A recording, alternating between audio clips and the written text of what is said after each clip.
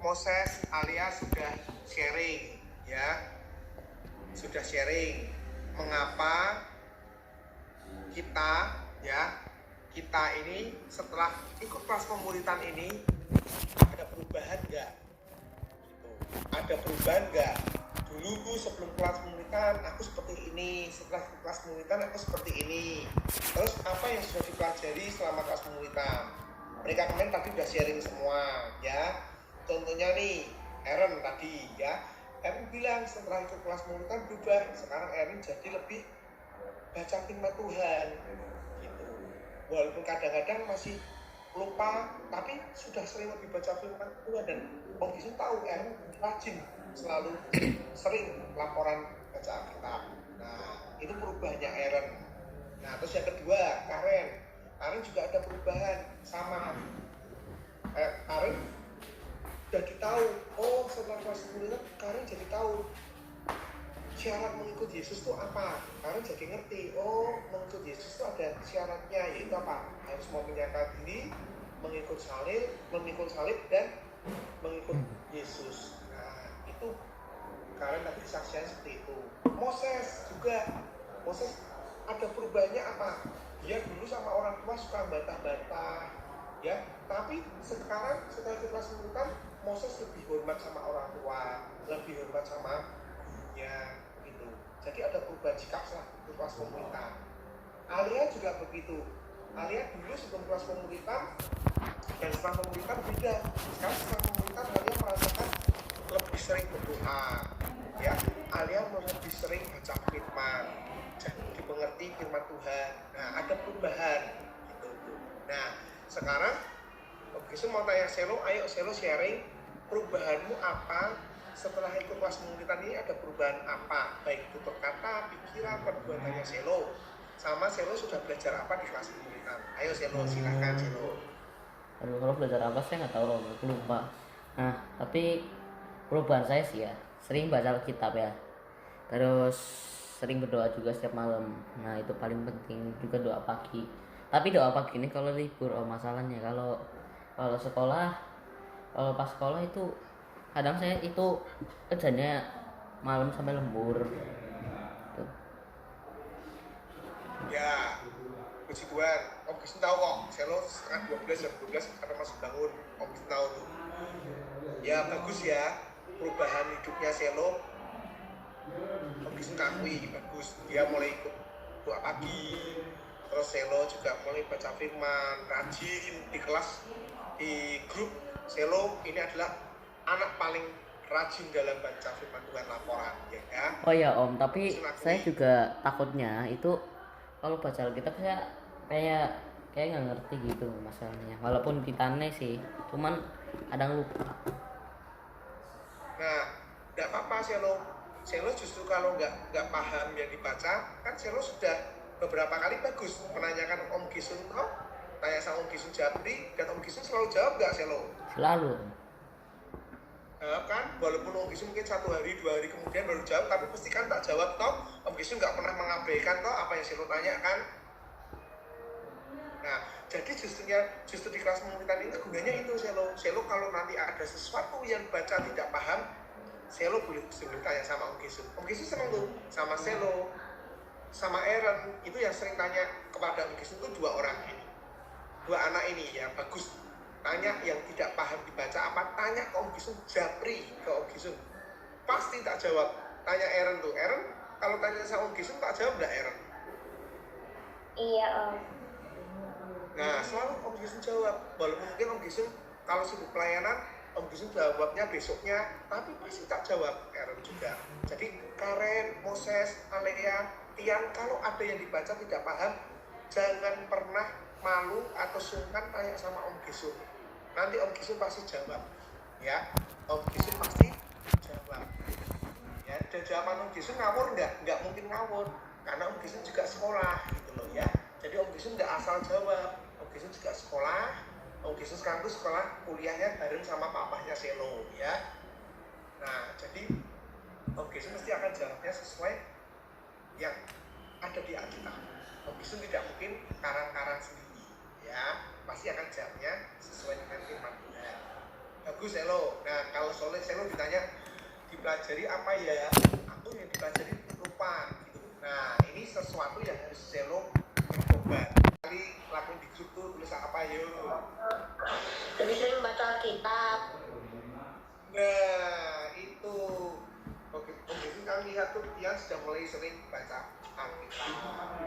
Itu perubahannya bagus. Ya. Oke. Yuk kita sekarang masuk ke pelajaran ya. Selo ambil catatan, Tian ambil catatan. Ya, ambil catatan, catat ya. Karena kita tuh manusia yang pelupa. Jadi harus dicatat. Belajar sesuatu harus dicatat supaya tidak lupa. Om, catatannya 2 nggak apa-apa ya Om? Kenapa? Catatannya 2. Kadang-kadang kalau saya catatannya 2 Om. Enggak apa-apa.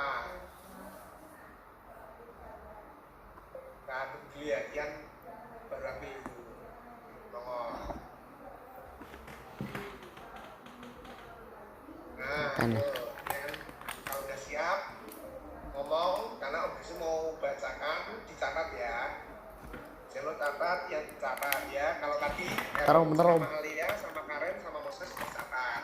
Ini kalian juga catat lagi. Udah siap Om? Yes, catat ya. Pemuritan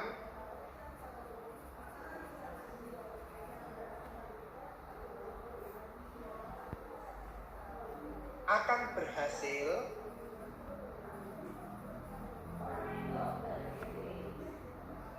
apabila Ada perubahan.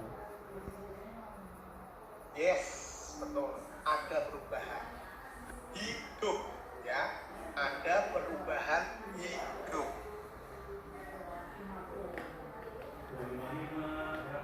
ya. Bahasa kerennya ada transformasi. Jadi kalau kita pemuritan ya, jadi kalau kita pemuritan tidak ada perubahan, pemuritannya gagal ya. Oke, nih Om Gisu kan jelaskan ya apa maksudnya. Nih maksudnya seperti ini. Kalau kita semua ikut kelas pemuritan, tetapi di dalam diri kita tidak ada perubahan, jadi pemuritan yang kita lakukan adalah sia-sia, pemuritan kita gagal. Tapi Om Gisu senang, makanya tadi Om Gisu mulai dari apa? Om Gisu suruh sharing, Alia Om Gisu suruh sharing, juga Karen Om Gisu suruh sharing, Moses juga, Tian suruh sharing semua. Kenapa? Om Gisu pengen lihat ada perubahan enggak? Kalau dalam diri kalian tidak ada perubahan selain kelas pemuritannya gagal ya. Karena pemuritan ini berhasil kalau ada perubahan. Contoh nih, Aaron sekolah dari kelas 1 sampai kelas 5 SD. Pasti ada perubahan. Contohnya apa? Aaron yang dulu nggak bisa menulis, sekarang jadi bisa menulis. Aaron yang dulunya tidak bisa rumus matematika, berhitung 1, 2, 3, 4, 5, sekarang Aaron bisa berhitung 1 sampai 100, bahkan mungkin sampai 1000 sampai 10.000 Aaron bisa. Terus Aaron yang dulunya nggak bisa penjumlahan, perkalian, pembagian, pengurangan, dulu nggak bisa, tapi sekarang setelah sekolah dari kelas 1 sampai 5 SD, Aaron bisa 1 tambah 1 sama dengan 2. Aaron jadi bisa 5 kali 5 sama dengan 25. Aaron bisa. Kenapa? Ada perubahan. Yang dulunya tidak bisa jadi bisa, yang dulunya tidak tahu jadi tahu. Nah, kalau kita pemuritan tidak ada perubahan, jadi perubahannya pemuritan ini adalah gagal. Paham ya? Jadi kita harus ada pemuritan. Sekarang gini, Om Gisu mau tanya nih sama Karen, kalau nggak ada perubahan sama sekali, kira-kira mamanya Karen mengizinkan nggak Karen untuk pemuritan terus? Enggak. Enggak. Jawabannya betul, Karen. Enggak.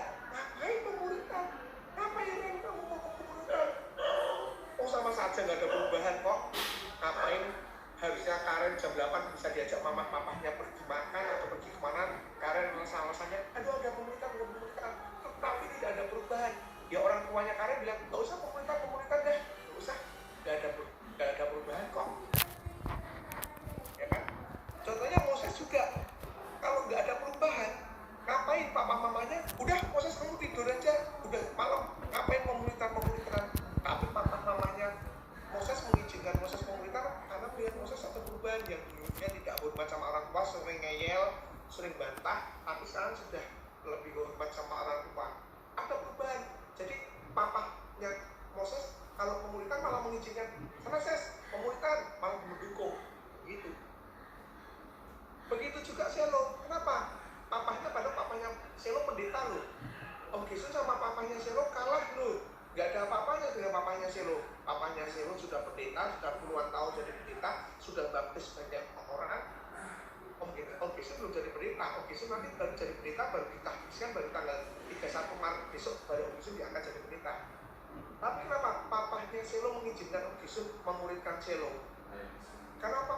Karena papanya Selo melihat ada perubahan yang nyata dalam dirinya Selo setelah ikut kelas pemulihan.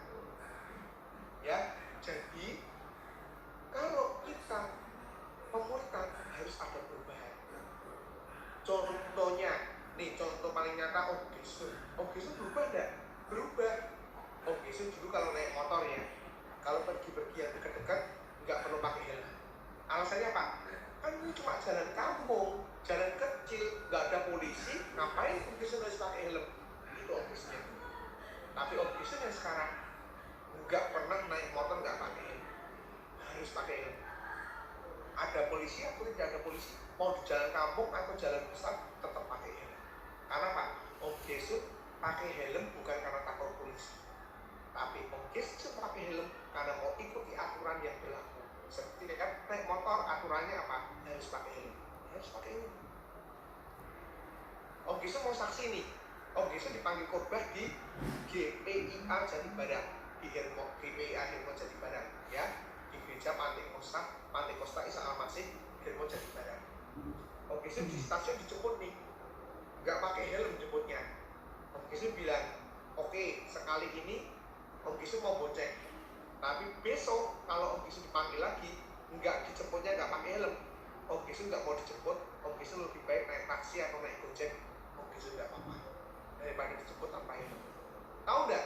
6 bulan kemudian Om Gisun dipanggil khotbah itu lagi, yang jemput Om Gisun sudah pakai helm. Nah, Om Gisun tanya sama gembalanya, namanya Ibu Febe. Loh, Febe, kenapa itu kok sekarang mau jemput aku pakai helm? Iya Sun, dia takut kalau kamu nanti marahin. Loh, ada perubahan, dia sendiri mau pakai helm. Loh, gitu loh. Ya, jelas ya. Jadi apa? Murid-murid di sini juga itu harus jadi contoh. Misalnya mau diboncengi sama papa nih, walaupun jaraknya dekat, terus nggak pakai helm gitu ya. Aaron misalnya mau diboncengi sama papa nggak pakai helm, Aaron harusnya bilang nggak pak, nggak mau. Kalau Aaron diboncengi nggak pakai helm nggak mau. Apa kalian? Alah, kamu gaya Aaron, cuma diboncengi aja nggak pakai helm. Nggak, murid Kristus nggak boleh nggak pakai helm. Wah, papa tuh walaupun cuma ngomongnya gitu, tapi dalam hatinya papanya Aaron. Wih, jempolan ini anak sekarang jadi murid Kristus ya. Gitu, ya harus ada perubahan. Kalau kita tidak ada perubahan, ya percuma kita ikut kelas pemerintah. Kalau yang suka dunia suka bohong, setelah ikut kelas pemerintah tetap suka bohong, percuma pemerintah. Gak boleh, ya. Kita harus tunjukkan diri kita untuk Kristus. Oh, teman-temanku biasa kok bohong kok, itu hal yang wajar. Ya, itu dunia. Kita kan harus berbeda. Ingat nanti yang dikatakan Aaron, kita warga negara surga. Jadi kita harus berubah. Kita tidak boleh serupa dengan dunia. Kita tidak boleh sama dengan dunia. Dunia bilang bohong itu tidak apa-apa, kita mungkin tidak boleh bohong. Ya, kalau orang-orang bilang nyontek, nggak apa-apa lah nyontek biasa. Itu orang dunia. Kita murid Kristus tidak boleh nyontek. Nanti hasilnya jelek kok kalau nggak nyontek kok. Aku nggak lulus. Lebih baik jelek hasilnya daripada kamu nyontek. Caranya biar nggak jelek, hasilnya gimana? Belajar. Nah kalian pernah Om Bisu larang, misalnya, oh aku nggak ikut kelas komunitas karena besok ada tes, ada ujian, aku nggak ikut kelas dulu ya Om karena mau belajar. Pernah Om Bisu melarang? Nggak pernah. Om Bisu selalu akan bilang, ya belajar ya, sukses, belajar yang baik, besok biar dapat nilai yang baik. Om Bisu nggak pernah bilang, jangan, nggak bisa, harus komunitas dulu, belajarnya nanti aja, apa nggak usah belajar. Nggak pernah Om Bisu seperti itu. Om Bisu selalu ngomong, ya misalnya Aaron ngomong, oh Aaron nggak ikut dulu ya, karena Aaron besok mau tes. Om Bisu sampai selalu jawab, oke Aaron, belajar yang baik ya. Om Bisu seperti itu. Tidak mungkin Om Bisu ngomong, jangan Aaron harus langsung komunitas, nggak usah belajar, mending mau komunitas aja, jangan belajar. Nggak pernah seperti itu. Om Bisu selalu bilang, belajar. Ya, makanya apa? Harus ada perubahan. Makanya tadi di kelas di awal Om Bisu minta semua sharing dulu. Ada perubahan enggak? Puji Tuhan, semua di kelas ini ada perubahan. Bisu senang kalau ada perubahan. Karena kalau tidak ada perubahan, kalian sedang membuang waktu dengan sia-sia. Percuma malam-malam enak bubuk malah komunitas. Tapi karena ada perubahan, good. Ya, sejak kecil kalian sudah percaya Yesus sebagai Tuhan dan Juru Selamat. Dengan mulut sudah mengaku Yesus sebagai Tuhan dan Juru Selamat. Dengan hati sudah percaya Yesus sebagai Tuhan dan Juru Selamat.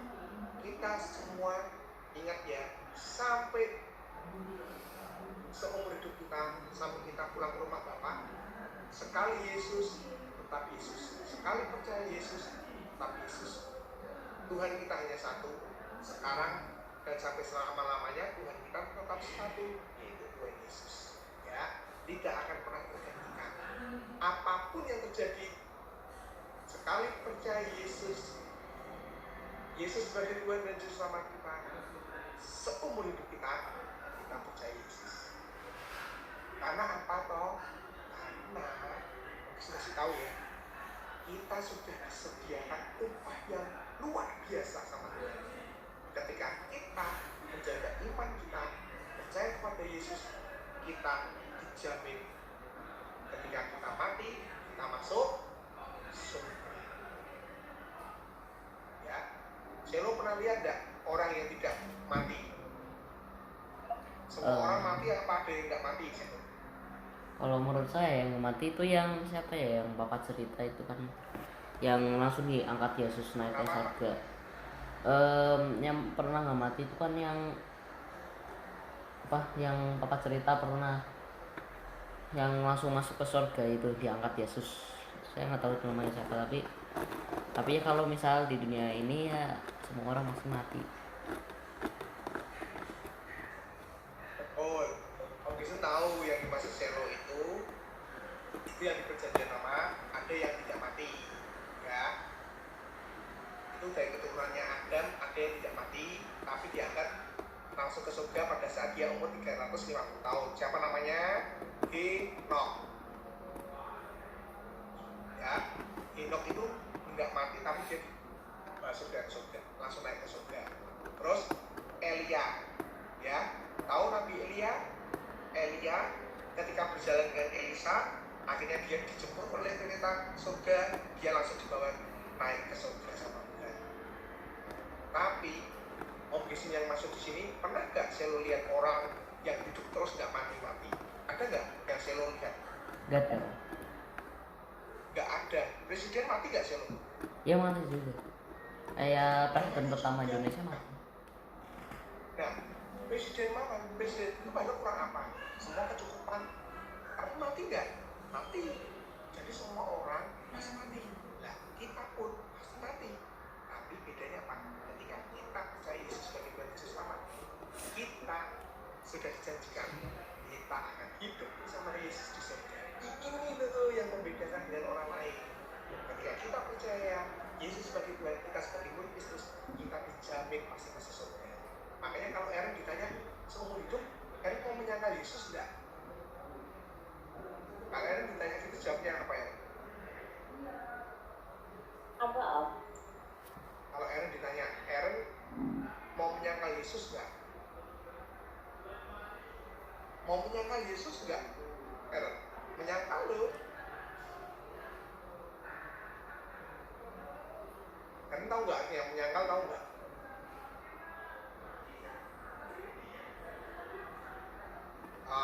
Kan om bisa jelasin dulu ya.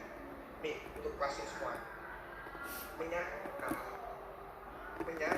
artinya tidak mengakui. Ya, jadi misalnya nih kita percaya Yesus sekarang sebagai Tuhan dan Juru Selamat. Ya, terus kita terus ditodong sama orang pakai pistol gitu. Ayo Aaron sekarang bilang menyangkali bahwa Yesus bukan Tuhan. Om, Nanti kamu udah jadi kak. menyangkal itu sama aja kalau misalnya mau diangkat ke surga nih, kalau udah zaman akhir. Nah, dibunuh dulu nih misalnya, sakit sebentar baru masuk surga gitu. Tapi malah itu nggak nurut, itu sama aja menangkal kan Om. Gimana Selo? Gimana? Nah, kalau misalnya misalnya kan udah di zaman akhir nih, ada perang semua. Nah, kita ingin diselamatkan. Misal kita ketembak, nah sakit sebentar nih, langsung masuk surga, diangkat ke surga. Nah, tapi kita nggak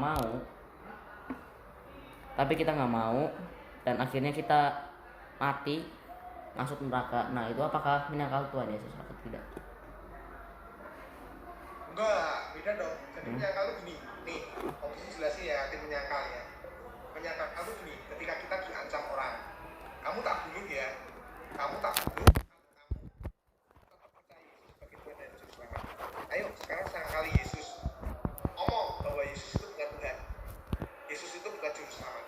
Nah, kalau kamu mengatakan Yesus bukan Tuhan, Yesus bukan Juru Selamat, kamu nggak jadi tak tembak. Nah, itu namanya menyangkal.